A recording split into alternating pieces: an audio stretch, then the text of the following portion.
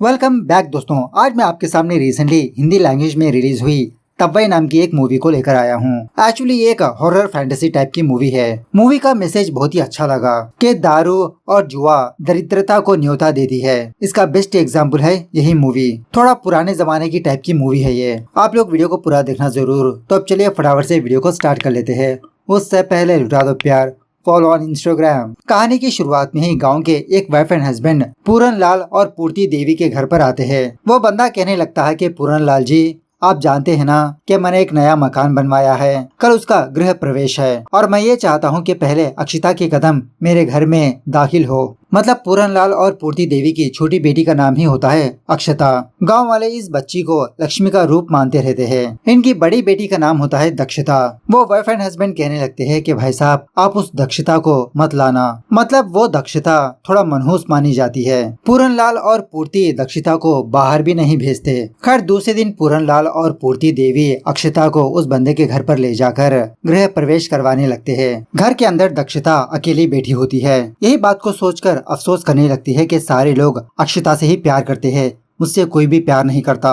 थोड़ी देर के बाद वो दक्षता उस फंक्शन के पास पहुंच जाती है। ये देखकर इसकी माँ पूर्ति देवी इसको बहुत डांटने लगती है कि मैंने मना किया था ना कि यहाँ पर आने से, तो यहाँ पर क्यों आई तुम। सारे गांव वाले यही सोचने लगते हैं कि अब ये मनहूस यहाँ पर आ गई, पता नहीं क्या होगा। तो उसी वक्त वहाँ के कुछ लोग खून की वॉमिटिंग करने लगते हैं। उसके बाद हम ये देखते हैं कि वो दक्षता एक पेड़ से लटक चुकी है। शायद इसको किसी ने मार दिया होगा या तो फिर इसने खुद आत्महत्या कर ली होगी, यह भी दिखाया नहीं जाता। बाद में एक छोटी सी बैक स्टोरी को दिखाया जाता है कि ये कलयुग है। इस कलयुग में काफी सारे पाप के काम होते रहेंगे और इन सारे बुरे कामों का राजा है असुर कली। जानते हो असुर कली का जन्म कैसे हुआ? कहते हैं कि जब समुद्र मंथन हुआ था, महादेव ने हालाहल को ग्रहण कर लिया था, लेकिन उसके कुछ बूंदें धरती पर आ गिरी। उन्हीं बूंदों से जन्म हुआ असुर कली। इस असुर कली को इंसानों के मन को कंट्रोल करने का श्राप मिला था। यहाँ पर अजीब बात यह है कि इस असुर को ऐसा श्राप देने वाले पांडवों के वंशज राजा परीक्षित थे। एक दिन ये राजा खुद अपने ही श्राप में फंस गए। मतलब जब इस राजा ने सोने का मुकुट पहना तो इसके अंदर अहंकार आने लगा। इतिहास गवाह है, जहाँ जहाँ पर असुर कली का राज होता है वहाँ पर लक्ष्मी देवी का अपमान होता है, और इसी तरह जहाँ पर लक्ष्मी नहीं होती वहाँ पर अलक्ष्मी होती है। अलक्ष्मी का दूसरा नाम ही है दरिद्रता की देवी। जो इंसान अपना दुर्भाग्य समझते हैं वो असल में उनकी दरिद्रता है। उसके बाद सीन काफी सालों के बाद शिफ्ट होता है, जहाँ पर उसी पेड़ को दिखाया जाता है जहाँ पर वो दक्षता फांसी लगा लिया था। आधी रात को एक काला कुत्ता उस पेड़ के पास आकर किसी के सर को अपने मुंह से लेकर कहीं पर जाने लगता है। मतलब उस सर को एक हवेली के सामने लाकर पटक देता है। एक्चुअली ये सब कुछ अवधेश नाम के एक बंदे का बुरा सपना होता है। यह अवधेश इस गांव का राजा होता है। अवधेश को ये सपना सिर्फ एक बार नहीं बल्कि बार बार दिखाई दे रहा होता है। इसकी बीवी कहने लगती है कि आप एक बार पंडित जी से मुलाकात करिए, लेकिन अवधेश मना करते रहता है। इस अवधेश के दो बेटे होते हैं। पहले बेटे का नाम होता है प्रमेंद्र, और ये प्रमेंद्र बहुत ही संस्कारी पूजा पाठ करने वाला बंदा होता है। इसको जरा भी घमंड नहीं होता कि ये राजा का बेटा है। एक दिन सारे गाँव वाले उस राजा अवधेश के पास आते हैं। एक्चुअली काफी सालों से इस गाँव में कुछ प्रॉब्लम वगैरह चलती रहती है, ढंग से फसल नहीं होती। जब भी गाँव में ऐसी प्रॉब्लम आती है तो अवधेश सारे गाँव वालों को अनाज वगैरह बांटते रहता है। मतलब इस गाँव की देखरेख करना अपनी जिम्मेदारी समझते रहता है। जो कुछ भी इसके पास है वो सब कुछ पब्लिक का ही है। गांव वाले भी कहने लगते हैं कि महाराज ऐसा कब तक चलता रहेगा, दरिद्रता हमारे गांव को घेरी हुई है, आप ही इसका संपूर्ण समाधान ढूंढना पड़ेगा। उस अवधेश का दूसरे बेटे का नाम होता है यतु, जो बहुत ही आवारा किस्म का बंदा होता है। इस बंदे की ऑलरेडी शादी हो चुकी होती है, लव मैरिज।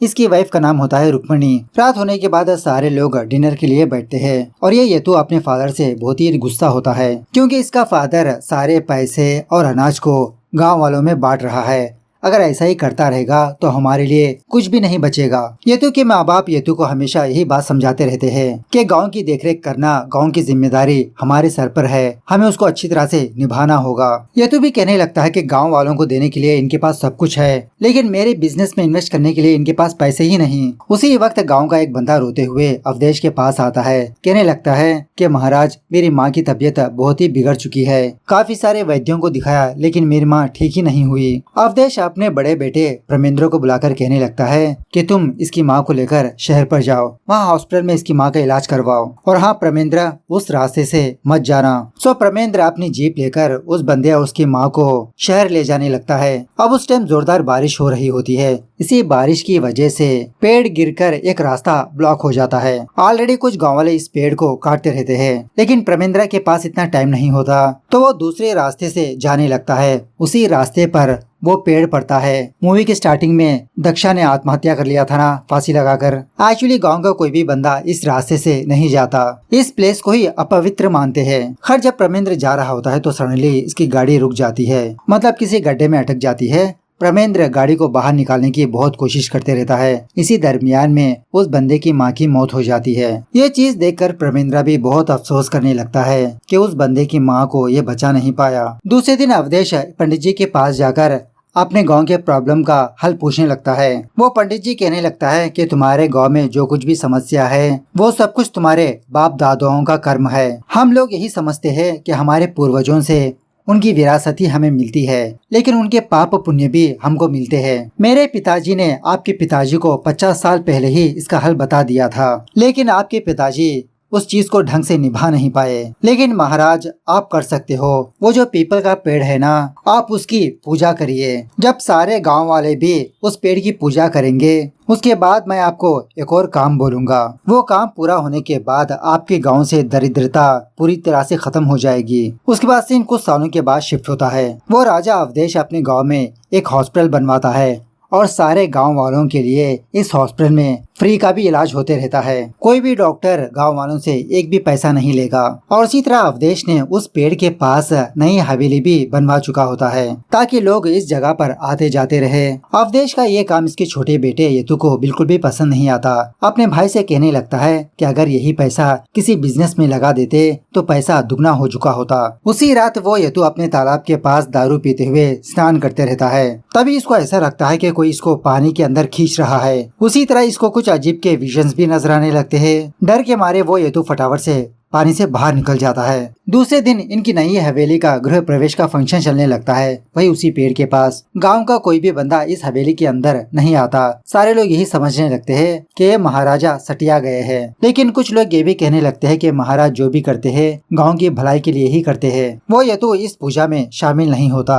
एक्चुअली भगवान पर इसको भरोसा ही नहीं होता। अवधेश गाँव वालों के पास आकर रिक्वेस्ट करने लगता है कि सारे गाँव वाले भी इस पेड़ के पास आकर पूजा पाठ करे, लेकिन कोई भी अवधेश की बात को नहीं मानता। उसी रात प्रमेंद्र अपने फादर अवधेश से पूछने लगता है कि पिताजी गांव की ऐसी कौन सी समस्या है जो आपने यहाँ पर हवेली बनवाई। अवधेश प्रमेंद्र के परदादा के बारे में कुछ बताने ही वाला होता है। उसी वक्त अवधेश की तबीयत बहुत बिगड़ जाती है। सडनली इस अवधेश की मौत हो जाती है। तभी हम ये देखते हैं कि उस पेड़ के ऊपर एक लड़की बैठी है, दक्षता। ये सब कुछ होने के बाद एक रात यतु को उसी विजन्स के बारे में याद आने लगता है। मतलब जब इसने पानी में डुबकी लगाई थी तो इसने काफी सारे सोने को देखा था। सो यतु उसी सोने को फाइंड आउट करने के लिए अपनी पुरानी हवेली पर जाने लगता है। किसी जगह पर इस यतु को कुछ फुटप्रिंट्स नजर आने लगते हैं, तो यतु इसको फॉलो करने लगता है। देखते ही देखते ये यतु एक सीक्रेट कमरे पर पहुंच जाता है। इस कमरे के अंदर आते ही इसको कुछ अजीब की आवाजें सुनाई देती है। उसी कमरे के जमीन के अंदर ये काफी सारे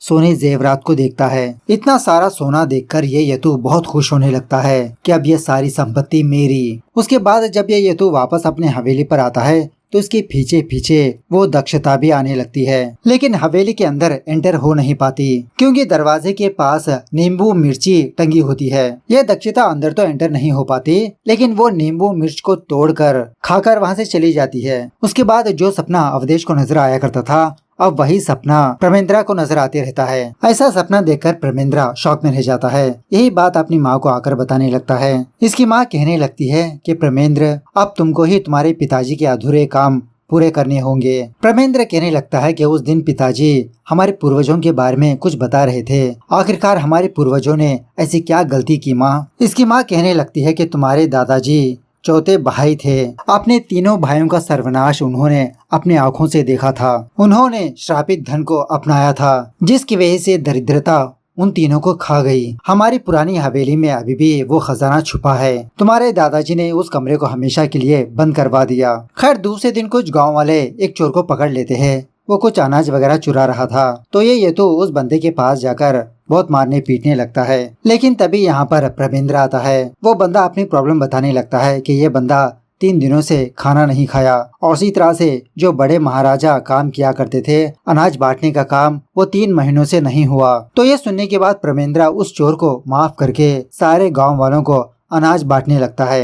यह फैसला सुनने के बाद सारे गांव वाले प्रमेंद्र की जय जयकार करने लगते हैं। लेकिन ये तो उसके फैसले से बहुत ही नाराज होता है कि इसका बड़ा भाई भी इसकी पिताजी की तरह होने लगा है। अगर ऐसा ही चलता रहा तो हमारी हवेली भी बेचनी पड़ेगी। उसी रात जब वो प्रमेंद्र एजुअल की तरह उस पेड़ के पास जाकर पूजा वगैरह करते रहता है तो काफी सारे जुगनू इस पेड़ को घेरने लगते हैं। इसको ऐसा लगता है कि इसके सामने कोई चमत्कार हो रहा है। दूसरे दिन गाँव का एक बंदा अपने बेटे के इलाज के लिए उस हॉस्पिटल पर जाता है। लेकिन वहाँ पर हेतु होता है उस बंदे से पैसे मांगने लगता है। सारे गाँव वाले से कहने लगता है कि आज के बाद से किसी का भी मुफ्त में इलाज नहीं होगा, पैसे दो इलाज लो। ये बात प्रमेंद्र को पता चलने पर प्रमेंद्र डॉक्टर को बुलाकर पूछने लगता है। वो डॉक्टर यही बात कहने लगता है कि मैंने जो कुछ भी किया ये तो महाराज के कहने पर ही किया। इसी दरमियान में प्रमेंद्र को एक छोटी बच्ची नजर आती है, वही अक्षता। उससे पहले भी नजर आई थी। ये अक्षता धीरे धीरे पेड़ के ऊपर चढ़ जाती है। प्रमेंद्र उस बच्ची को बचाने के लिए ये भी पेड़ के ऊपर चढ़ जाता है। पेड़ पर चढ़ने के बाद इसको वो बच्ची नजर नहीं आती, लेकिन उस पेड़ के ऊपर इसको कुछ फूल मिलते हैं। समझ जाता है कि ये भगवान का कोई इशारा हो। यही फूल गांव के एक बंदे को देकर कहने लगता है कि इन फूलों का रस बनाकर तुम अपने बच्चे को पिला दो, वो ठीक हो जाएगा। इसको ये बात भी पता चलती है कि वो बच्ची इसको ही नजर आ रही है, बाकी लोगों को नहीं। एट द सेम टाइम दूसरी तरफ वो ये तो उस तिजोरी को तोड़कर वहाँ के खजाने को हासिल कर लेता है। उस खजाने के अंदर एक बड़ा वाला ताज होता है। जब उस ताज को अपने सर पर पहनता है तो इसको कुछ होने लगता है। मतलब ऐसा दिखाया जाता है कि इसके अंदर घमंड आने लगा है। वो घमंड इसके रग रग में समाने लगता है। सडनली वो बेहोश भी हो जाता है। दूसरी तरफ वो गांव वाला बंदा उस फूल के रस को बनाकर अपने बच्चों को पिलाने पर उसका बच्चा ठीक ठाक हो जाता है। गांव वाले भी इस चीज को देखकर वो फटाफट से उस पेड़ के पास आकर इसकी पूजा करना स्टार्ट कर देते हैं। पहले तो इस पेड़ के पास कोई भी नहीं आता था, लेकिन अब इस पेड़ के पास, इस हवेली के पास कोई ना कोई रहता ही है। कुछ लोग पूजा पाठ करते, कुछ लोग भजन कीर्तन करते। इसी दरमियान में एक दिन उस रुक्मिणी का प्रेगनेंसी का फंक्शन चलते रहता है। ये तो एक सोने की अंगूठी उसकी उंगलियों पर पहनाने लगता है। उसी रात वो दक्षिता इनके हवेली में प्रवेश करने लगती है। दूसरे दिन वो ये तो अपने घर वालों पर ही बहुत गुस्सा करने लगता है, अपने माँ पर, अपने भाई पर, अपनी बीवी पर। यही कहने लगता है कि ये सारी जायदाद मेरी है, मैं इसका मालिक हूँ, तुम लोग कान खोलकर सुन लो। उसी रात वो ये तो सारे अनाज को जला देता है, वही जो गांव वालों को देने के लिए रखा था। सुबह होने के बाद प्रमेंद्र उसकी माँ इस चीज को देखकर शॉक में रह जाते हैं कि अचानक से ये हादसा कैसे पेश आया। उसी जगह पर प्रमेंद्र को सोने की ब्रेसलेट मिलती है। समझ जाता है कि ये ब्रेसलेट येतु का है, जिसका मतलब क्या येतु ने ही इस अनाज को जला दिया। दूसरी तरफ जब रुक्मिणी पूजा पाठ कर रही होती है तो येतु रुक्मिणी के पास आकर इसकी पूजा को रोकने लगता है। इसको घसीटते हुए हवेली के अंदर ले जाने लगता है। जब रुक्मिणी रोकने लगती है तो वो येतु उस पेड़ के पास आकर सुसु करने की कोशिश करने लगता है, लेकिन उसी वक्त प्रमेंद्र यहाँ पर आकर येतु को रोक देता है। येतु को बहुत डांटने लगता है, तुम अचानक से ऐसे क्यों बदल गए, क्या हुआ तुमको। लेकिन वो ये तो अपने भाई पर ही हाथ उठाने लगता है कि ये मेरी संपत्ति है, मैं कुछ भी कर सकता हूँ। इसी दरमियान में रुक्मिणी नीचे गिर जाती है। प्रमेंद्र की माँ रुक्मिणी को हॉस्पिटल पर ले जाने लगती है। ये दोनों भाई एक दूसरे से जबरदस्त तरीके से फाइट करने लगते हैं। इस येतु के अंदर राक्षस का निवास होने पर इसको कुछ भी नहीं होता, अपने भाई प्रमेंद्र को पटक पटक कर मारने लगता है। अब दूसरी तरफ रुक्मिणी की उंगली में जो रिंग होती है ना, वहाँ से इन्फेक्शन होते रहता है। फिलहाल माँ बच्चे सही सलामत ही होते हैं। प्रमेंद्र फटाफट से पंडित जी के पास जाता है अपने भाई के बारे में बताते हुए इसका हल पूछने के लिए। वो पंडित जी प्रमेंद्र को वही पहले वाली कहानी सुनाने लगता है कि काल असुर का जन्म कैसे हुआ, इंसान कैसे दुष्ट बनता है, इनकी फैमिली पर जो श्राप है उसकी कहानी भी बताने लगता है। सीन थोड़ा सा फ्लैशबैक में जाने लगता है। प्रमेंद्र के परदादा वीर सिंह बहुत ही क्रूर किस्म का राजा था। गांव वालों को ज्यादा इंटरेस्ट में पैसे देता।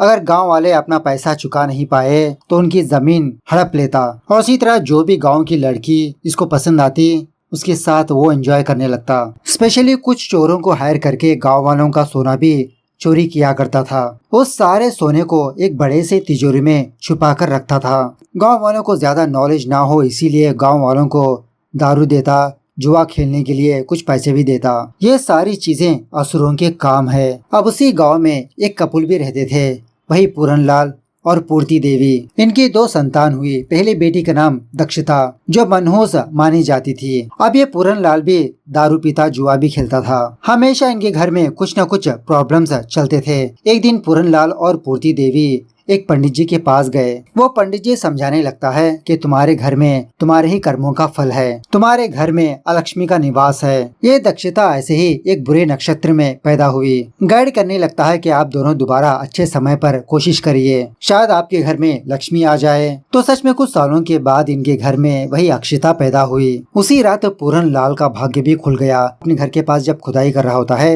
तो इसको खजाने की पेटी मिलती है। देखते ही देखते ये पूरनलाल अमीर बन गया और इसी तरह से ज्यादा पैसों से जुआ खेलने लगा। वीर सिंह के साथ भी जुआ खेलकर उसके सारे पैसे भी जीत लिया, लेकिन इसकी ये जीत वीर सिंह को हजम नहीं हुई। पूरनलाल के घर पर जाकर उसे बहुत मार पीट कर उसके सारे हीरे जेवरात को हासिल कर लेता है। अब लोग ऑलरेडी जान चुके होते हैं कि अक्षता लक्ष्मी देवी का रूप है। उसको अपने साथ किसी जगह पर ले जाकर वहाँ पर खुदाई करने पर उस वीर सिंह को भी बहुत बड़ा खजाना मिलता है। उसी गड्ढे में इस बच्ची अक्षिता को भी दफना देता है। ऑलरेडी इसके माँ बाप को जला चुका होता है। दक्षिता अपने बहन को बचाने की कोशिश करने लगती है, लेकिन वो बचा नहीं पाती। वो राजा दक्षिता को एक पेड़ से फांसी लगाकर मार देता है। यहाँ पर मैं एक और बात बताना भूल गया।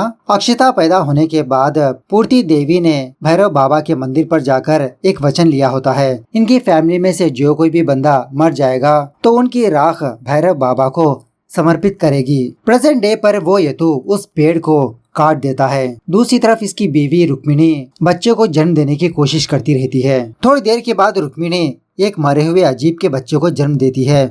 उस बच्चे को देखकर डॉक्टर्स भी डर के मारे भाग जाते हैं। जब प्रमेंद्र वापस अपने गांव पर आता है तो यहाँ का हाल देखकर इसके तो होश ही उड़ जाते हैं। कटा हुआ वो पेड़, सारे गांव में हाहाकार। गांव में एक अजीब की बीमारी भी फैलने लगती है। प्रमेंद्र दोबारा उसी पेड़ के पास जाकर खुदाई करने लगता है जहाँ पर इसके परदादा ने अक्षता को दफनाया था। उस पंडित जी ने ये कहा था कि अक्षता के कंकाल को फाइंड आउट करके उसका अंतिम संस्कार करके उसका राख भैरव बाबा को समर्पित करो, यही आखिरी काम है। सो प्रमेंद्र उसी तरह से उस कंकाल को फाइंड आउट करके अंतिम संस्कार करने लगता है। उसी वक्त यहाँ पर वो यतु बहुत ही अजीब के आकार में आता है, एक राक्षस बनकर वहाँ के सारे अघोरास को मारने पीटने लगता है। प्रमेंद्र से भी जबरदस्त तरीके से फाइट करने लगता है। इसी फाइट के दौरान वो प्रमेंद्र उस राख को अपने हाथों से निकालता है भैरव बाबा को समर्पित करने के लिए, लेकिन वो राक्षस यतु इसको रोकने की कोशिश करते रहता है और इसी तरह से प्रमेंद्र के हाथों को चोट भी नहीं लगती। वो राख इसके हाथों को एक कवच की तरह काम करता है। प्रमेंद्र बहुत ही मुश्किल से उस राख को शिवलिंग के ऊपर डाल देता है। तभी यहाँ पर काल भैरव प्रकट होकर उस यतु को बहुत मारने पीटने लगते हैं। अपने पैरों के नीचे डालकर कुचलकर इसका सर भी धड़ से अलग कर देते हैं। उसके बाद वो गांव खुशहालियों से भर जाता है। क्लाइमैक्स में हम ये देखते हैं कि वो रुक्मिणी का मरा हुआ बच्चा उस दक्षिता के हाथ में है और उसी तरह से वो बच्चा जिंदा भी हो जाता है। इस तरह से फाइनली ये मूवी यहाँ पर दी एंड होती है। सो मूवी कैसे लगी कमेंट करके बताना जरूर। मिलता है अगली वीडियो में, तब तक take care, bye bye, see you soon.